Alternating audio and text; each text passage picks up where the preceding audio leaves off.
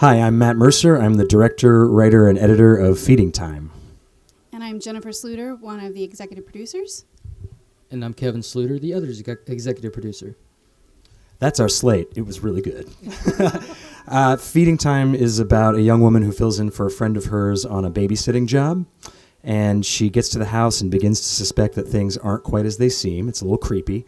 And as the night goes on, she begins to explore the house, and her suspicions are correct, and she's in mortal danger. And it's terrifying. It's a horror movie, yeah. Yeah, we shot in L.A. And in Pasadena. We found this really amazing old craftsman house in Pasadena that was really, it's an Airbnb is what it was. And the woman who owned it was interested in renting it out for film productions. And she was just getting started, so we managed to get a really good deal on it, to be honest. And but it was just this beautiful house that had a lot of really interesting artwork in it too. That really, I think, lent itself to the short and the vibe of the short. And if anyone gets a chance to see it, you'll see what I mean. But it's very. The house was like, it's one of those old like 1940s, 1950s craftsman houses, and it was like simultaneously really creepy and dark, but also had kind of a cozy vibe. And so I feel like it kind of, everything in the short sort of works toward, I wanted the audience to be in the place of the main character, this babysitter who comes on to do this job.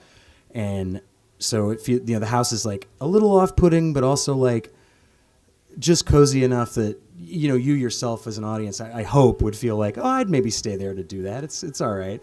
And then as she explores, she finds out it's not all right. A little creepier. Yeah. Do you have anything to add to that? I think you covered it, man. Yeah. Want to tell about the influences, maybe? Yeah. Tell about, good? Oh, about the, So the whole germination of the project for Feeding Time was I just wanted to reconnect with, I do a lot of horror movies as an actor, and as a director I've been wanting to get back to that, and so I wanted to see if I could just make a short film that was just completely an old dark house kind of movie, completely wound up and suspenseful and creepy, and just a roller coaster ride, nothing more than that, and drag out the suspense as much as I possibly could before punching the audience in the face with a bunch of scares is really what it is. And as far as the vibe of it goes, I'm a big fan of late 70s, early 80s type of horror. So even though it takes place in present day, I kind of wanted that flavor to it. And I would say it, kind of feels like a Joe Dante or maybe some John Carpenter-esque movies from the late 70s and early 80s. That sort of vibe. And I think everything from the score, our composer is a guy named Steve Moore, and he composes everything on these classic old school synthesizers. So he's really good at coming up with melodies that harken back to that time.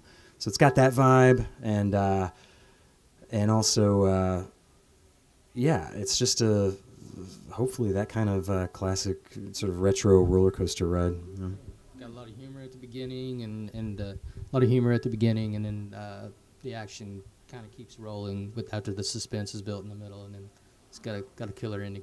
What do you call it? John Carpenter meets Joe Dante, right? Yeah. Mm-hmm. A little bit, yeah. Yeah. Mm-hmm.